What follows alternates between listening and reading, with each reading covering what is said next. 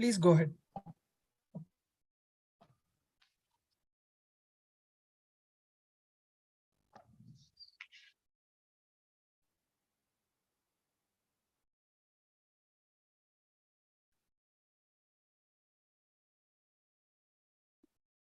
Can I start?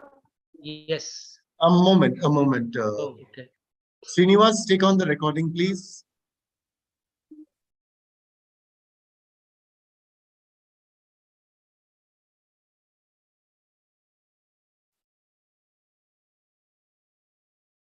Just take a pause and start.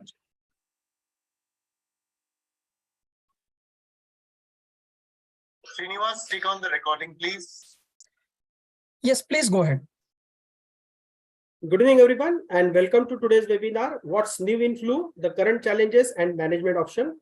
For this webinar, today we have with us our guest speaker, and I would like to take a moment to introduce our today's guest speaker.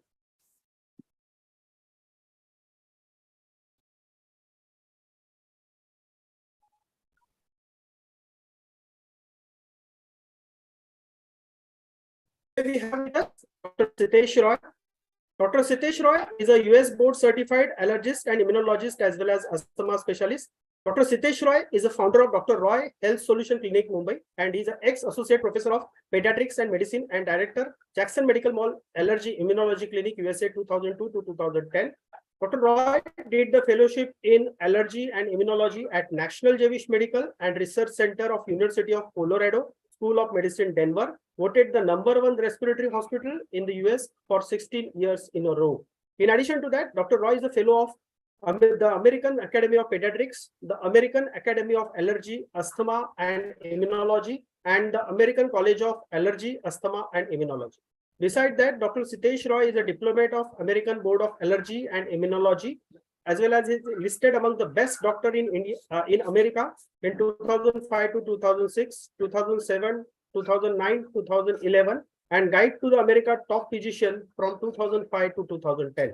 Besides this, Dr. Sitesh Roy is the author of original articles and publications for leading medical journals and internationally as the first textbook chapter on stress and allergic diseases in the Psychoneuroimmunology, that is textbook 4th edition. Besides this, Dr. Sitesh Roy is a TEDx speaker. He is a trusted allergist, clinical immunologist, asthma specialist, and holistic healing specialist. So with this introductory note, I will request Dr. Sitesh Roy to take over. Over to you, sir. Thank you very much, Mr. Manohar, and a very warm welcome to all the doctors joining us from Gaya today in Bihar. It gives me great pleasure to be with you all today. We are starting a few minutes late. I just got held up in traffic, but let's talk about flu. We all know that this is something that has been around us and has been causing issues since over 100 years now. And as we recognize that influenza um, poses certain challenges. Next slide.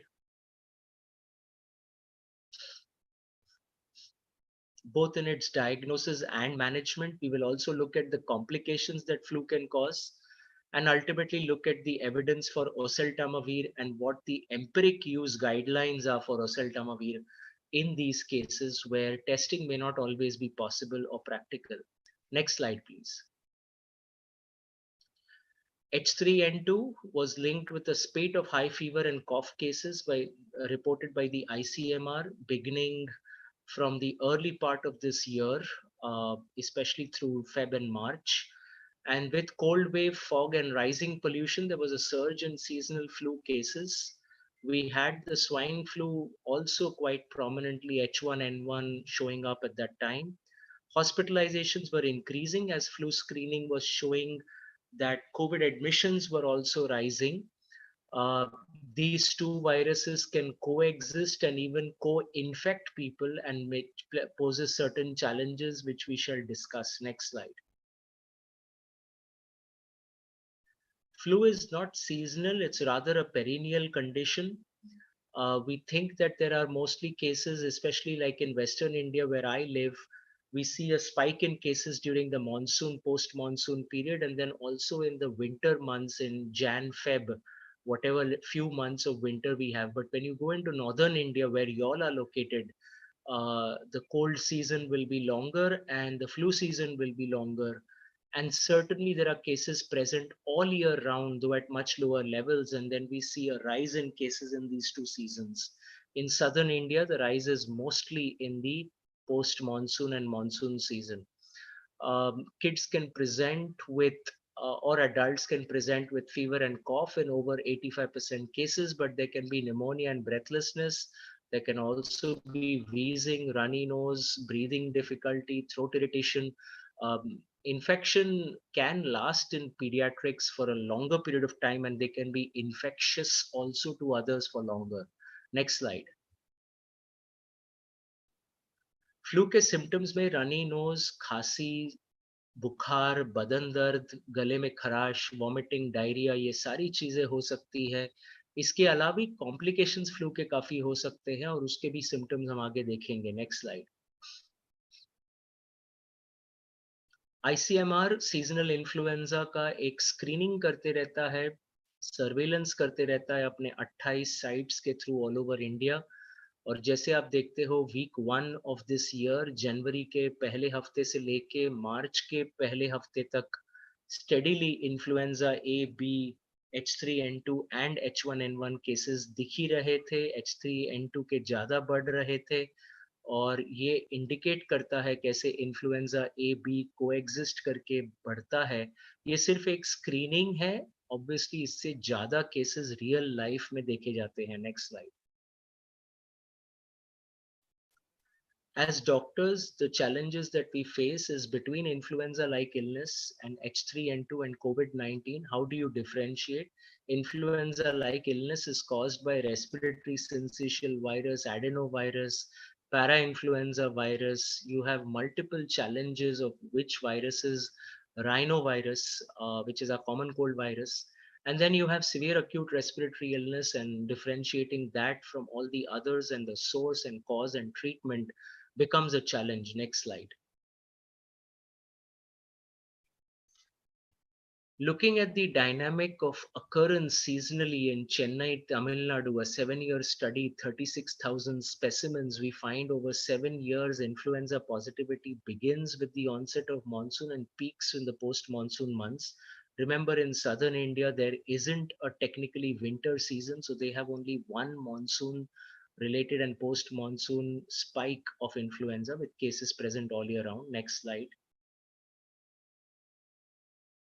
Similarly, when we look at the overview of influenza in India, we find that between 2015 to 2019, cases of influenza went up almost 7 times, and the deaths due to influenza went up 4 times in that same period. So a really alarming increase, and this is only the reported cases. We can only imagine what the unreported cases could be like. Next slide. Influenza is an RNA virus, a single-stranded RNA virus. It's the most common infectious disease worldwide. It is highly contagious. It is spread by droplets, occurs as seasonal epidemics, can present as an acute febrile illness. It can be mild to severe, and it can lead to hospitalization and even death. Remember that influenza pandemic of 1918 to 1920 took 5 crore lives around the world, 1.7 crore deaths in India. Of all the Indian soldiers who were coming back from World War One to India, brought the virus back from the European countries. The spread worldwide was dramatic. The deaths were dramatic. And even today, influenza takes about 5 lakh lives every year through the influenza seasons that are seen in the northern and southern hemisphere. Next slide. Influenza A causes epidemics due to minor antigenic variation. ये virus mutate करता है, धीरे धीरे एक antigenic drift से खुद को बदलता है, और वो बदलने के कारण से जो पहले एक्सपोज हुए हैं और इन्फेक्ट हुए हैं, वो फिर से इन्फेक्ट अगर हुए, उनका प्रायर इम्यूनिटी उन्हें उतना नहीं प्रोटेक्ट करता। जैसे हम कोविड में देख रहे हैं, ओमिक्रॉन के वेरिएंट्स भी इतना बदल रहे हैं कि पहले का प्रोटेक्शन काम नहीं कर रहा है, वैक्सीन काम नहीं कर रहा है। और जब एंटीजेनिक शिफ्ट होता है, बड़ा चेंज जेनेटिक मटेरियल में वायरस के, तो पीरियोडिक पैंडेमिक्स होते हैं 14 साल में या 10 सालों में एक बार या 20 सालों में एक बार। एपिडेमिक्स ऑलमोस्ट हर साल देखे जाते हैं अलग अलग जगह में एंडेमिक वे में। इन्फ्लुएंजा बी सिर्फ ह्यूमंस को अफेक्ट करता है, लोकल एपिडेमिक्स करता है। Influenza C humans and swine, मतलब सुअर को अफेक्ट करता है, और ये माइल्ड रेस्पिरेटरी इलनेस करता है, एपिडेमिक्स नहीं करता। करंटली हमारे कम्युनिटीज में, हमारे कंट्री में H1N1 जो एक इन्फ्लुएंजा ए सब टाइप है, और H3N2 जो और एक इन्फ्लुएंजा ए सब टाइप है, ये सर्कुलेट कर रहे हैं। Next slide. फ्लू का ट्रांसमिशन नॉर्मल छींकना, खांसना, जोर से बातें करना, गाना, टिपिकल जो हमने सुना था कोविड-19 में, वैसे ही होता है अप टू 6 फीट। अगर छींकने पे इंसान और भी दूर जा सकता है, ड्रॉपलेट्स एंड ट्रांसमिट हो सकता है। ये नोज माउथ पे, आईज पे लैंड करके लंग्स, नोज और लंग्स से पास होते हुए अफेक्टेड पर्सन को 1-2 दिन के अंदर इंक्यूबेशन पीरियड में सिक कर सकता है। ट्रांसमिशन सिम्टम्स के 1 दिन पहले शुरू होता है, 5 से 7 दिन तक रह सकता है, और चिल्ड्रन 7 दिन से ज्यादा भी इस वायरस को ट्रांसमिट कर सकते हैं। और ये नॉर्मली लोग बोलते हैं क्या है, सर्दी खांसी है, 2-3 दिन में ठीक हो जाएगा, ये 5-7 दिन तक चल सकता है। और इसके अलावा इसका जो post viral prodrome post viral जो पीरियड होता है वो कई हफ्तों तक हो सकता है। Next slide. डिफरेंशिएट करना influenza like illness, ILI, H3N2, SARI, severe acute respiratory infection and कोविड-19। सभी ये चारों कंडीशंस में fever, body ache, cough, lack of energy, fatigue, tiredness, sore throat हो सकता है। Breathlessness generally influenza like illness में नहीं होता, जो आरएसवी या राइनो वायरस या वो टाइप के वायरसेस देते हैं। हालांकि आरएसवी भी लंग इन्फेक्शन काफी सीवियर दे सकता है। Loss of smell and taste mostly कोविड-19 में देखा गया, बट अगर एक पेशेंट जिसको क्रॉनिक राइनोसाइनोसाइटिस है, उनको फ्लू हो जाए, उनका नाक इतना बंद हो जाएगा कि उनको सुगंध आना बंद हो जाएगी, उनको टेस्ट आना बंद हो जाएगा। तो ये थोड़े ओवरलैप्स होते हैं जो हमें पेशेंट का पास्ट हिस्ट्री और उसके प्रॉब्लम से भी असेस करना होता है। डायरिया जनरली कोविड-19 और जैसे हमने देखा फ्लू में भी डायरिया, नोशिया, एब्डोमिनल डिस्कम्फर्ट हो सकता है। हेडेक मोस्टली ये सभी कंडीशंस में होता है, बट इन्फ्लुएंजा लाइक इलनेस में not have it sometimes, and severe acute respiratory infection also may not have it sometimes. Next slide.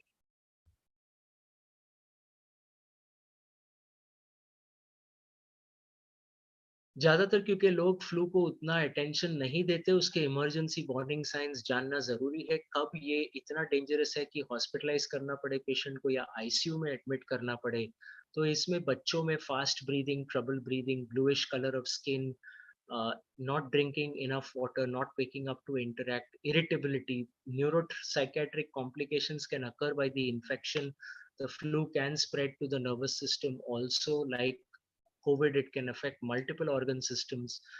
If flu symptoms reduce and then suddenly come back with worsening fever and cough, then in that situation, we have to understand that there can be a secondary bacterial infection, whether it's in a kid or an adult. And that can mean a real emergency warning sign for some people. Rashes हो सकते हैं flu के साथ।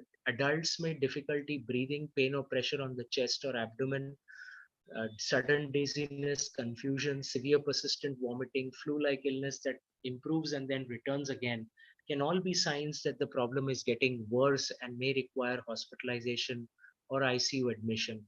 In both adults and mostly in children, if they are unable to eat, unable to talk, unable to breathe, when they cry, they don't have enough tears, they're getting dehydrated, they're having fewer diapers or less urination.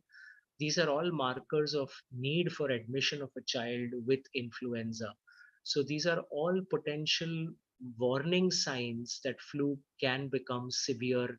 Flu can even lead to death. We have to remember that. Next slide. Complications, right from a simple ear infection or a sinusitis, acute sinusitis, it can lead to bronchitis, It can lead to worsening of diseases like asthma, COPD, interstitial lung disease. Also, people with comorbidities can get worse affected. Pneumonias can occur.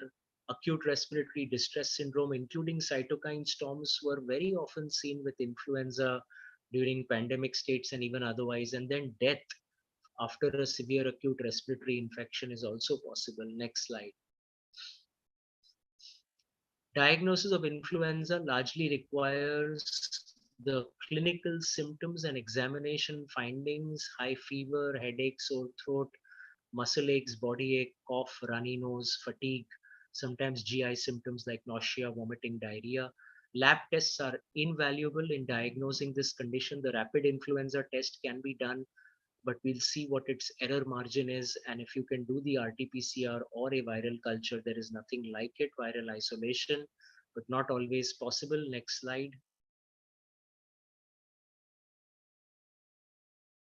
When we look at the direct and indirect immunofluorescence assay for antigen detection, accuracy 43 to 93%, cannot distinguish between H1N1 and influenza A.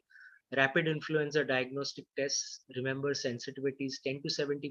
So if it comes negative, that does not mean your patient doesn't have the flu. RT-PCR, RNA detection, 86 to 100% accurate. So this is your test, go-to test really, if you're trying to identify a case and decide in a high-risk patient or any other hospitalized patient. It can distinguish between H1N1 and influenza A. Viral culture becomes impractical because of time and duration and availability, but if it is present, it is very, very helpful, and it can distinguish H1N1 from influenza A. Next slide.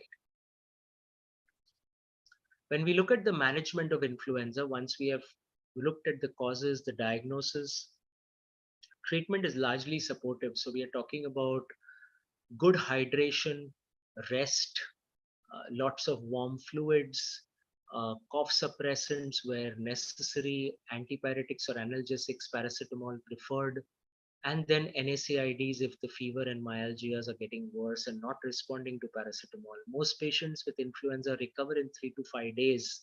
However, malaise may persist for weeks, and the post-viral syndrome can also persist for weeks. Hence, treatment early and accurately becomes so relevant. Severe cases may require IV hydration, may require oxygen support, may require further care and hospitalization. Next slide. Treatment with antiviral drugs, neuraminidase inhibitors, and adamantane. The NA inhibitors block the NA enzyme and prevent the release of viruses from the affected cells. By doing so, they do not allow further cells to get affected and hence stop the progression of the disease. Adamantanes block the hydrogen ion channel and block the entry of influenza A into the host cell. Neuraminidase inhibitors work both on influenza A and B, whereas adamantanes work only on influenza A viruses. So if the choice is there, oseltamivir and zanamivir are the preferred drugs. Oseltamivir, the brand that we have is Fluvir. Next slide.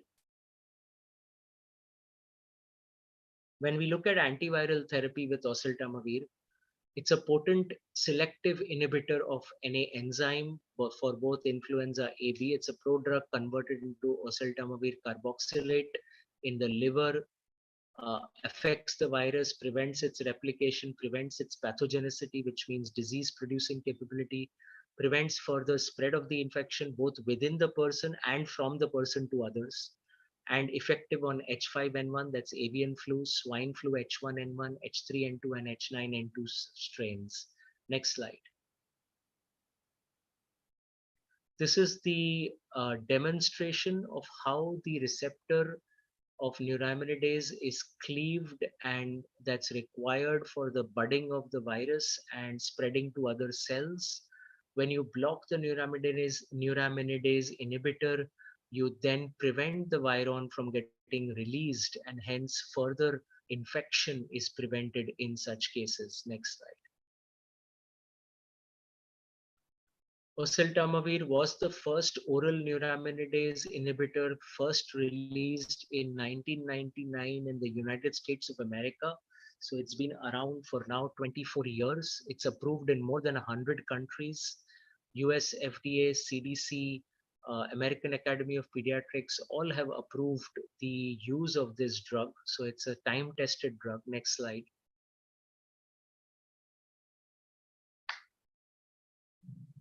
Can we have the next slide? Yeah. The dosage and recommendations for adults when you're treating the infection: 75 milligram capsule twice daily. If you're treating someone who has been exposed to it and is at high risk if they get the infection, immunocompromised patients, patients on dialysis, patients with kidney liver failure, patients with who've had cancer recovery, they've gone through chemo, radiation, they are immunosuppressed, they are on chronic steroids. In such cases, after exposure, chemoprophylaxis with 75 milligram once daily is what is recommended. In children, as you can see, the dose can goes from 60, 90, or 120 divided into 2 doses for treatment for 5 days only, and as chemoprophylaxis for once daily at the same doses as you were seen for once daily dosing. This is approved down to 2-week-old infants, and so treatment with oseltamivir can be done even at that age with a 3 milligram per kilogram twice a day dosage. Safety of the drug is obvious if it is approved down to 2-week-old infants, and through infancy treatment and upwards in all age groups. Treatment initiation within 48 hours of onset of symptoms is ideal, but we will see that treatment can be done even up to day 5, 7, 9 of onset of this disease and still produce good results in patients. Next slide. Oseltamivir in the 30 milligram dose, very accurate for the infants for treatment, no wastage, and the treatment is also very cost effective. So Fluvid is a great option when we are dealing even with infants with having flu, or young children having flu who are within that age group of less than 15 kgs. Next slide. Contraindications: if someone has had a serious hypersensitivity to oseltamivir, then they need to avoid that drug. If they've had a severe allergic reaction, they need to avoid it. And if they'd had anaphylaxis, it's an avoid. If they've had serious immune complex and other mediated reactions like erythema multiforme, Stevens-Johnson syndrome, toxic epidermal necrolysis, then it's a strict avoidance and not to be given again to those people. Next slide. Side effects generally very well tolerated. Occasionally headache, abdominal pain, dizziness, bronchitis, diarrhea. Very rarely neuropsychiatric side effects have been identified, and hence patients are counseled and told if they see any of these issues like change in behavior, confusion, delirium, any of these things, very severe headaches, they need to contact their doctors. But this is very rare. Serious drug-related events were not reported during the clinical trials. Next slide. Benefit of empiric and early use of oseltamivir. We'll look at a case now. Next slide. A 50-year-old farmer comes into a tertiary care center with low-grade fever, sore throat, myalgia, all going on for 7 days. He denies any chest pain, breathlessness, difficulty in orthopnea, vomiting, diarrhea, and he's been referred because he has already been through 3 doses of ceftriaxone and 4 days of levofloxacin without any improvement. Next slide. His pulse is a little fast at 110 because he's got a fever of 100 and his BP is normal. His chest X-ray reveals bilateral coarse breaths, crackles in the inframammary area with some bronchial breathing. His CPK is elevated, LDH is elevated, mid-zone infiltrates are seen on the chest X-ray. PCR shows H1N1 influenza A infection. CRP is 10 instead of being the usual less than 5. Cardiovascular, abdominal, and CNS findings are normal. So this is a classic case of walking pneumonia with H1N1 swine flu. Next slide. The chest X-ray showing these fluffy infiltrates in the mid zones and even spreading up and down a little bit. Something like this could be seen in COVID also. Something like this could be seen in other flu-like viral infections. So we have to recognize that the RT-PCR is invaluable in choosing the drug. But sometimes if that is not present, empiric therapy can also be done, as we will see. Next slide. Oseltamivir 75 twice daily for 5 days and some analgesics, and the patient was feeling markedly better.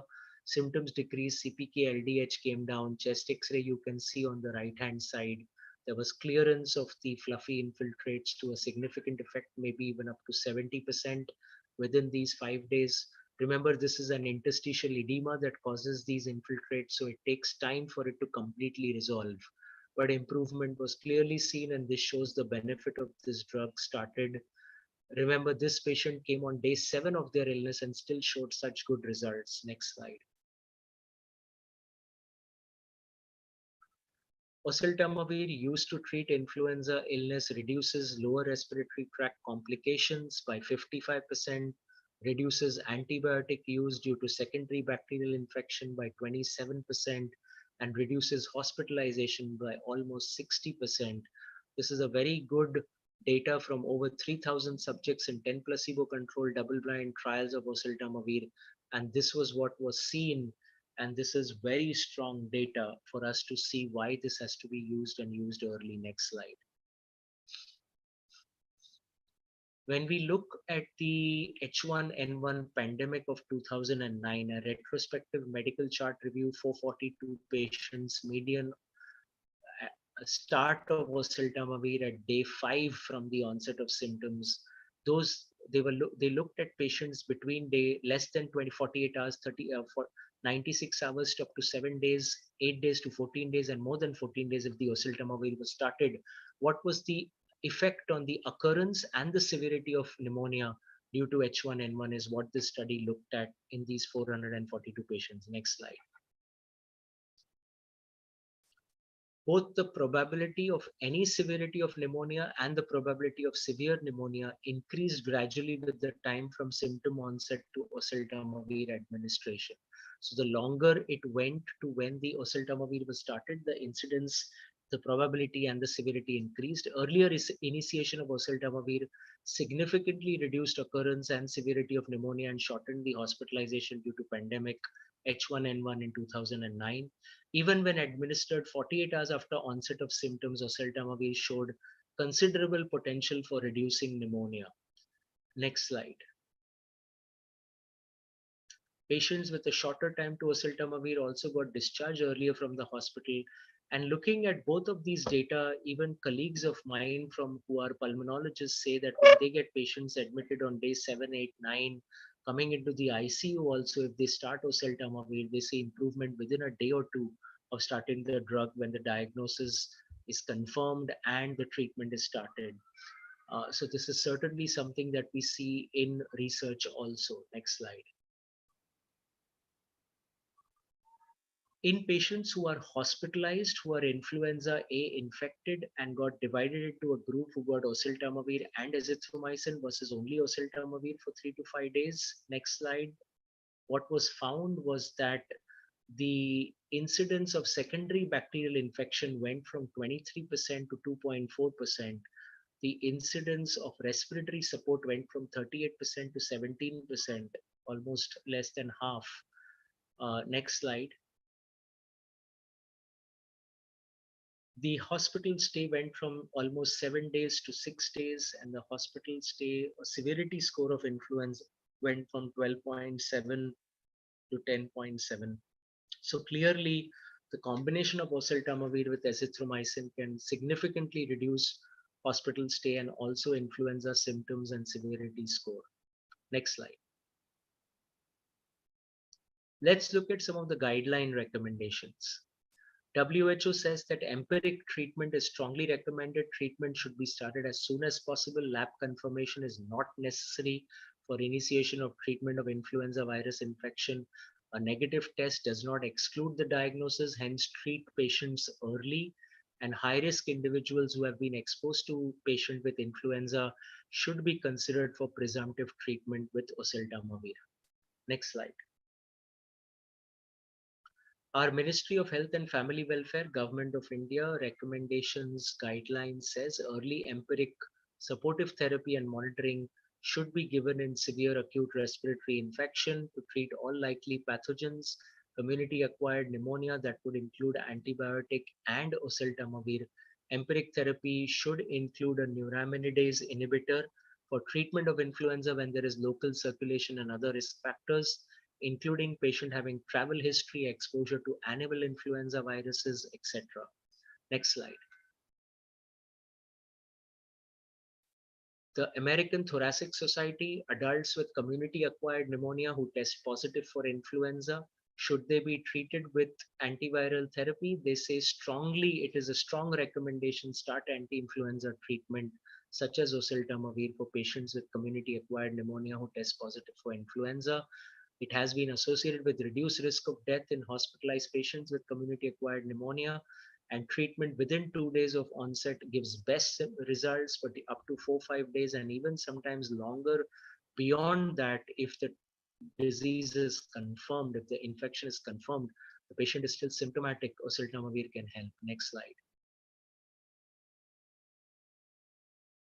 So in summary, proper diagnosis can give and early treatment can prevent flu complications, which we know can be all the way to pneumonia, ARDS, and even death. Empiric use of oseltamivir reduces lower respiratory tract complications and hospitalizations and antibiotic use. So it's a good investment of money so that it reduces the burden on patients, on doctors, on the healthcare system, on all of it. WHO, American Thoracic Society, and the Indian Ministry of Health and Family Welfare all recommend empiric use of oseltamivir. So start it early in every flu case where it is indicated, especially in patients who are comorbidities, diabetes, hypertension, heart disease, cancer, immunosuppressive therapy, asthma, COPD, ILD. Any of these cases, it becomes very important to start oseltamivir early. Differentiation from COVID is possible by doing the RT-PCR test, making the specific diagnosis, and then choosing the right therapy. If you are not able to do that, then empiric therapy of the flu, assuming that it's the flu, becomes very important to prevent complications in the high risk or the high comorbidity groups, especially, and also in very young children who may have complicating factors like heart diseases or asthma or other conditions. It becomes valuable to use something like Fluvir in these cases. So thank you very much to all our attendees today for being here on a Wednesday evening and participating in this webinar. We look forward to receiving any questions that you all may have. If there are no questions, we are well within the time, and we will look forward to you all connecting with your local pharmaceutical representatives of Hetero Healthcare for any further questions you all may have. Do look at the product monograph and all the details in it for further guidance. Thank you very, very much to Hetero Healthcare and Manohar and the entire team for this webinar. So have a blessed evening, and doctors, do take care of yourselves also.